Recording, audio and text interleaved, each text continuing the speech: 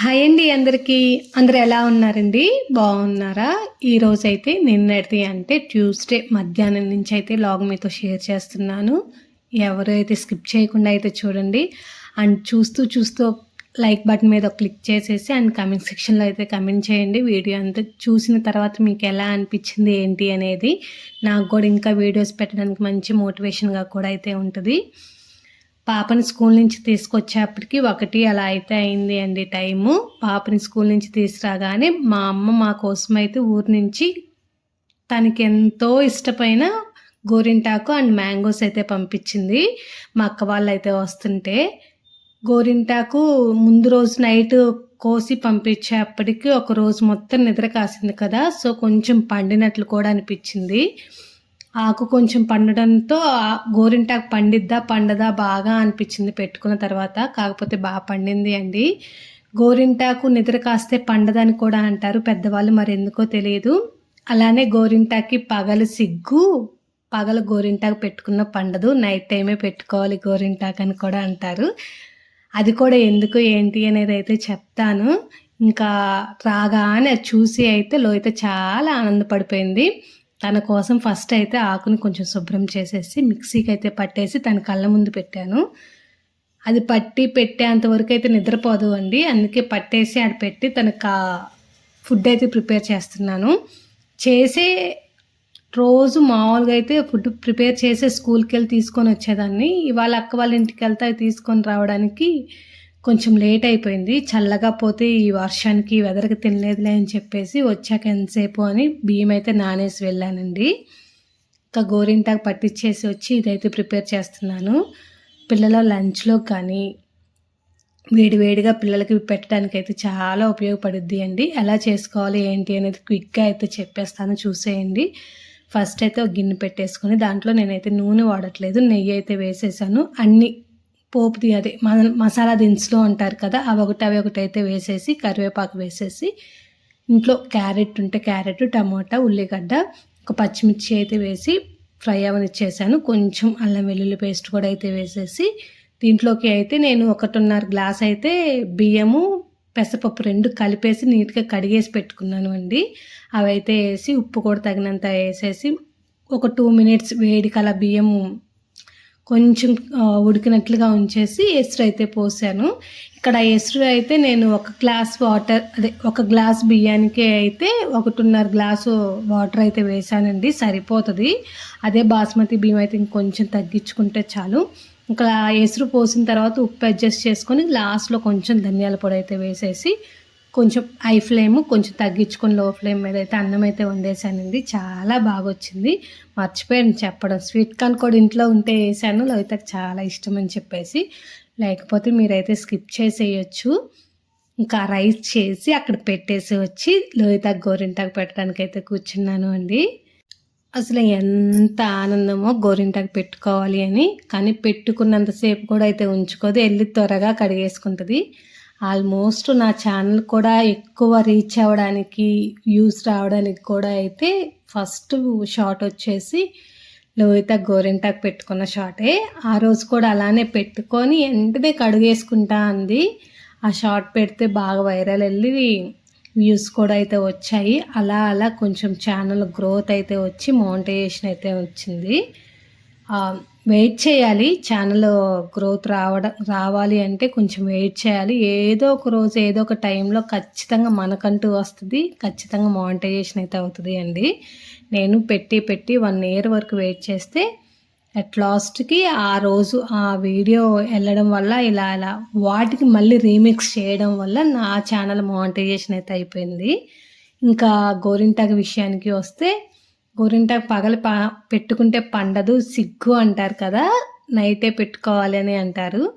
ఎందుకు అంటే పగలంతా పొలంలో పని చేసి వచ్చి వాళ్ళు ఇంట్లో నైట్ పెట్టుకొని నిద్రపోయేవాళ్ళు అప్పటి రోజుల్లో. అప్పుడే కాదు, ఇప్పుడు కూడా అమ్మ వాళ్ళైనా అంతే, డే టైంలో అస్సలు గోరింటాకు పెట్టుకోరు, ఎక్కువ నైట్ టైమే పెట్టుకుంటారు. అందుకని చెప్పేసి పగలు పెట్టుకునే తీరిక లేదు, నైటే పెట్టుకోవాలి ఇల్లు అని చెప్పేసి ఇలా అయితే పెట్టారు. అమ్మ వాళ్ళు పొలానికి వెళ్ళి నాట్లప్పుడు ఇప్పుడు ఇంకా ఈ వర్షానికి అండ్ ఎక్కువ నీళ్ళల్లో చేతులు ఉంచడం వల్ల చేతులు అవి ఇవి పాసిపోయి ఉంటాయి కదా. సో అది పుండ్లు తగ్గడానికి కూడా అయితే అమ్మ వాళ్ళు గోరింటాకు ఎక్కువ పెట్టుకుంటారు అండి.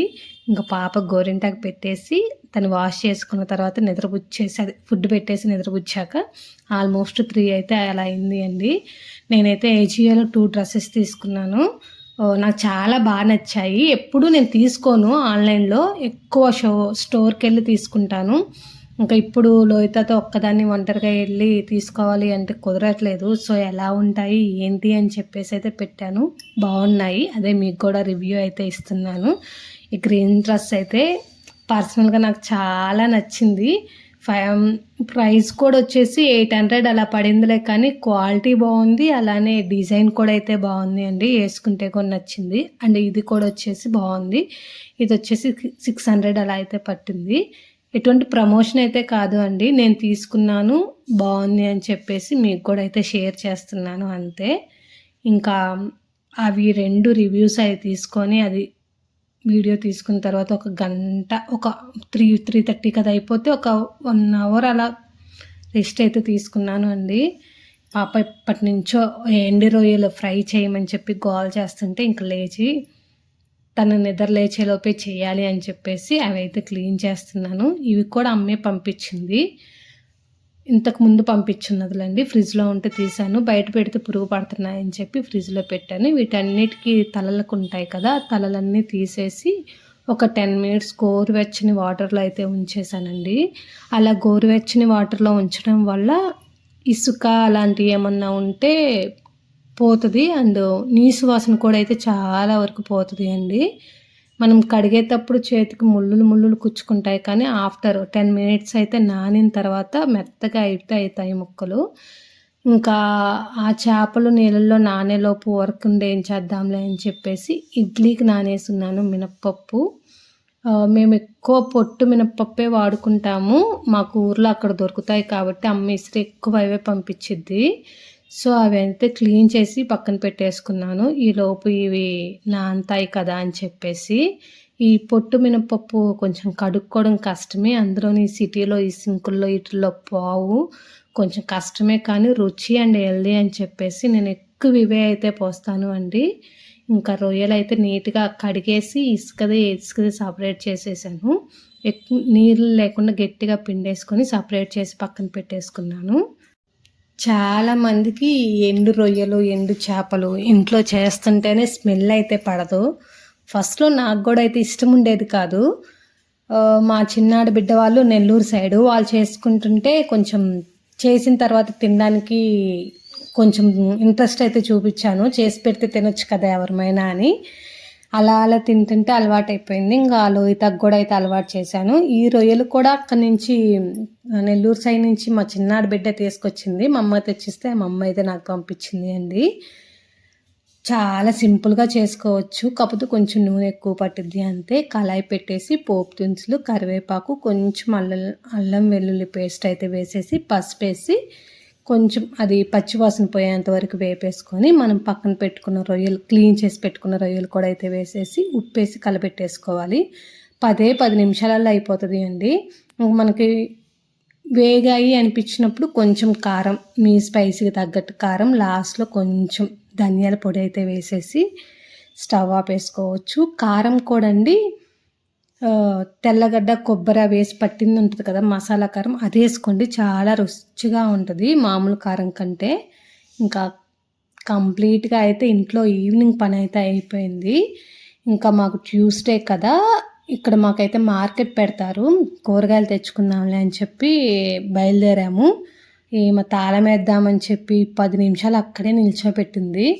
ఏమన్నా ఇప్పుడు వద్దు నేను వేస్తా అని తనకు అడ్డం తిరిగాను అంటే రావడానికి ఇష్టపడదు. నేను పక్కా వెళ్ళాలి, తెచ్చుకోవాలి, నేను వెళ్ళి తీసుకొస్తేనే కుదిరేది, లేకపోతే కుదరదు. బయలుదేరే టయానికి అయితే చినుకులు కూడా అయితే స్టార్ట్ అయ్యాయి. ఎట్లయితే అట్లా అయింది అని చెప్పేసి అంబరిల్లా కూడా అయితే లేదులే కానీ బయలుదేరిపోయాము. ఇక్కడ పార్క్ నుంచి వెళ్ళేది ఫుల్ చెట్లు ఉంటాయి. ఒకవేళ పెద్ద వర్షం పడితే చూద్దాము, తుప్పర్లు పడితే ఈ చెట్ల కింద నుంచి వెళ్ళిపోవచ్చులే అనిపించేసి స్టార్ట్ అయిపోయాము. నేను ఆల్రెడీ ప్రీవియస్ వీడియోలో పెట్టాను ఈ చెరువు గురించి. అంత చినుకులు పడుతున్నా అందరూ ఆడుకుంటూ అక్కడే ఉన్నారు అండి. ఇంకా అక్కడ మార్కెట్లో అక్కడైతే వీడియో అయితే ఏం తీయలేదు, పాప ఉంది కదా, అన్ని వెహికల్స్ వస్తూ అలా ఉన్నాయి. ఇంకా నేను పాపను చూసుకుంటూ ఆ కూరగాయలు తీసుకుంటూ ఆ టెన్షన్లోనే ఉండి వీడియో అయితే తీయలేదు. ఇంక ఇంటికి వచ్చేసాను. మధ్యలో పాలు అయితే తీసుకొని తెచ్చిన కూరగాయలన్నీ అయితే సర్దేసుకుంటున్నాను అండి. అమ్మో, కూరగాయల రేట్లు మనకు ఊరు దగ్గర ఎలా ఉన్నాయో దానికి ఇక్కడైతే డబుల్ ఉన్నాయి అన్నీ. ఒక్కొక్కరి దగ్గర ఒక్కొక్కరి డిఫరెంట్ రేట్స్ అయితే ఉన్నాయి. మళ్ళీ అమ్మేది అందరూ ఒక్కటే, కాకపోతే మరి ఒకరికి తెలియకుండా ఒక రేట్లు పెట్టుకున్నారే ఏమో తెలియదులే. కానీ ఒక దగ్గర టమాటా అడిగితే 40 చెప్పారు కేజీ, ఒకరి దగ్గర 30 చెప్పారు, ఒకరేమో కేజీన్నర 50 చెప్పారు. అలా అయితే చెప్పారు. సరే అని చెప్పి ఒక 4-5 తిరిగి ఇంకొక దగ్గర రేట్ తక్కువ ఉంటే ఆకుకూరలు అన్ని కూరగాయలు ఒక దగ్గరే తీసుకొని వచ్చానండి. టమోటాలు అయితే 30 రూపాయలకి అలా ఇచ్చారు, బీరకాయలు 30, అన్నీ 30 అండి. అంటే టమాటా కేజీ 30, బీరకాయ అరకిలో 30, అంటే కేజీ 60 రూపాయలంట. ఊరి దగ్గర 40 రూపాయలు. బెండకాయలు వచ్చేసి ఊరి దగ్గర 40 అలా అమ్ముతారు, ఇక్కడ వచ్చేసి 60 రూపాయలంట. అన్నీ ఒక హాఫ్ కిలో తీసుకొచ్చుకున్నాను. నాకు మళ్ళీ వారం దాకా సరిపోతాయి. కూర మేము కొంచెమే కదా తినేది, పాప ఇంకా తక్కువ, అందుకని కొన్నే తీసుకొని ఫ్రూట్స్ అయితే గ్రేప్స్ అండ్ జామకాయలు అయితే తీసుకొని వచ్చాను. ఇంకా మా అయ్యే అడిగింది లోహిత, ఇంకా ఆ 2 తీసుకొని వచ్చి అన్ని ఫ్రిడ్జ్లో అయితే పెట్టాను. పాపకి ఏమైంది అంటే ఈ మధ్యకాలంలో ఇక్కడ ఫుడ్ తనకి పడినట్లేదు, కొంచెం నైట్ టైం వామిటింగ్స్ చేసుకుంటుంది. ఒక 2 డేస్ అలా చూసి హాస్పిటల్కి అయితే తీసుకెళ్ళాము. కొంచెం ఎక్కువ ఫైబర్ ఉన్న ఫుడ్ పెట్టండి, డైజెషన్ అవ్వడానికి బాగా యూజ్ అవుతుంది అని చెప్పారు. ఆకుకూరలు ఎక్కువ పెట్టమన్నారు, అందుకని కొన్ని ఆకుకూరలు అయితే తీసుకొచ్చాను. తోటకూర, చుక్కకూర, పాలకూర ఇట్లాంటివన్నీ అయితే తీసుకొని వచ్చాను. తినేమో పప్పులో పెడితే తింటుంది, లేకపోతేనేమో తినదు. అదే వచ్చిన సమస్య. తాలింపు చేస్తే తింటే బాగుండు, కానీ తినదు. ఎలాకలా పెట్టాలి. అసలు విలేజ్ దగ్గర ఫుడ్కి ఇక్కడ ఫుడ్కి అస్సలు తనకైతే కుదరట్లేదు. అందులోనూ పాలు పెరుగు బాగా అలవాటు కదా, ఇక్కడికి వచ్చి పాలు పెరుగు ఇవన్నీ పెట్టాలి అంటే తనకి ఇష్టం ఉండట్లేదు, తినట్లేదు, స్మెల్ వస్తుంది అని చెప్పి. ఇక్కడ తెలిసిన వాళ్ళు ఒకరు ఇక్కడ పాలు బాగుంటాయి, తోడుకుంటాయి అని చెప్తే అక్కడైతే ఒక 2 డేస్ నుంచి పోపించుకొని వచ్చి నైట్ టైం కాగబెట్టి తోడేస్తున్నాము. మంచి స్మెల్లే వస్తున్నాయి. అన్నీ ప్లాస్టిక్కే, ఏదీ లేదు. ఇంకా 1/2 లీటర్ పాలు వచ్చేసి 50 రూపాయలు అయితే తీసుకున్నారు. అవే తీసుకొచ్చి కాగపెట్టాను. అవి కూడా మళ్ళీ 1/2 లీటర్ అయితే ఉండవండి, పాలు తక్కువే ఉంటాయి. కానీ ఏం చేయలేము, ఇక్కడ ఉన్న పరిస్థితిని బట్టి మనం అయితే తీసుకోవాల్సిందే కదా. ఇంకా పాలు పొయ్యి మేము పెట్టి మళ్ళీ ఎక్కడ మర్చిపోతాను అని చెప్పేసి పాప దగ్గరికి వెళ్తే మాడిపోతాయి, మొత్తానికి ఇంకిపోతాయి అని చెప్పి ఇంక అక్కడే ఉండి ఇడ్లీ పిండి అయితే పట్టేసుకుంటున్నాను. పొయ్యి మీద ఏదన్నా పెట్టి పక్కకి లోహిత దగ్గరికి వెళ్ళాను అంటే మర్చిపోతాను. తను ఏదో ఒకటి ముచ్చట చెప్తుంటుంది, తనతో ఏదో ఒకటి ఆడుకుంటాము, మైండ్ డైవర్షన్ అయిపోతుంది. పొయ్యి మీద ఉంది మర్చిపోతాము. అందుకని చెప్పేసి నేను ఆల్మోస్ట్ ఏం చేసినా లోహిత ఉన్నప్పుడు స్టవ్ దగ్గర ఆల్మోస్ట్ అక్కడే ఉంటాను. చేసేసి కంప్లీట్ అయిపోయిన తర్వాత వస్తాను అండి. తన మాటలకి తను చేసే శాస్త్రలు ఖచ్చితంగా అయితే మర్చిపోతాను. ఇడ్లీకి పిండి అయితే పట్టేసుకున్నాను. ఇంతకుముందు నాకు ఇడ్లీ చేయాలంటే అస్సలు వచ్చేది కాదు. ఇప్పుడు ఇడ్లీ పాత్ర ఇండెక్స్ వాళ్ళైతే తీసుకున్నాను అండి. పిండి పట్టుకోవడంలో తేడా కాదు, ఇడ్లీ పాత్రలో కూడా తేడా ఉంటుందని చెప్పి నాకు ఇప్పుడు అర్థమైంది. అమ్మ వాళ్ళ ఇంటి దగ్గర అల్యూమినియం ఉంది. సో ఎంత మంచిగా పట్టినా కూడా ఇడ్లీ అయితే మెత్తగా వచ్చేవి కాదండి.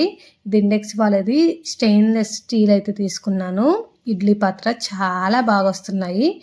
ఇడ్లీ పాత్రే కాదండి, అన్నం వండుకోవడానికి కళాయి ఒకటి, అన్నీ కొన్ని అయితే తీసుకున్నాను, కావాలనే తీసుకున్నాను.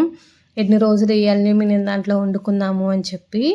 బాగున్నాయి, మందంగా త్వరగా కూడా కుక్ అయిపోతున్నాయి. కళాయి కూడా నేను రొయ్యలు చేశాను కదా, రొయ్యల కళాయి కూడా అదేనండి. మీకు చూస్తే అర్థమైపోయి ఉండొచ్చు ఎంత మందంగా ఉందో.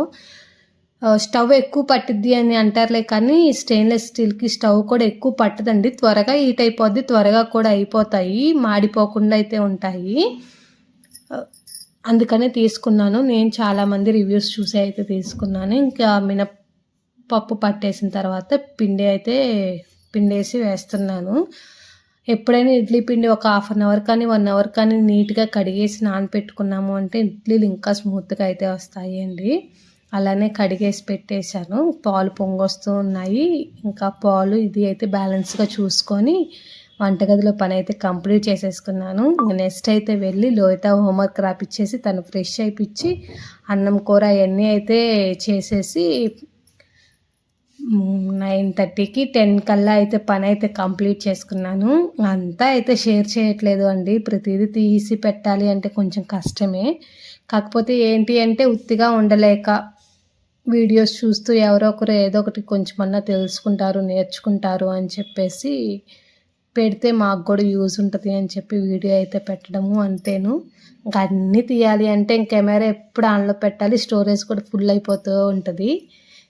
మీకు ఇంకా ఏదైనా మంచి రెసిపీస్ కావాలి అన్నా, మీకు మంచి కంటెంట్ కావాలి అన్నా చెప్పండి. నేను ఖచ్చితంగా షేర్ చేస్తాను. అండ్ డ్రెస్ వీడియోస్ కూడా అయితే నేను అంటే లింక్స్ కూడా అయితే కమ్యూనిటీలో పోస్ట్ చేస్తాను. ఒకసారి వెళ్ళి అయితే చెక్ చేయండి. ఇంకా ఈ రోజుకైతే ఈ వీడియో ఇంతటితో అయితే ఎంజాయ్ చేస్తాను. సరే మరి అయితే ఉంటానండి అందరికీ. అండ్ ఆషాఢంలో ఎవరెవరు గోరింటాకు పెట్టుకున్నారో కామెంట్ సెక్షన్లో కామెంట్ కూడా చేయండి. బాయ్.